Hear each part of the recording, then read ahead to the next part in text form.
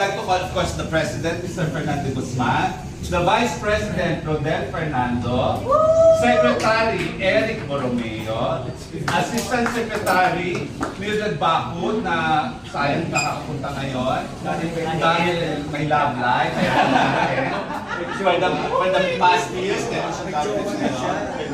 Ang Treasurer, Boy Romero, Assistant Treasurer, Jimmy Escala, Auditor Joey Austria, bagong officer for the first time this year.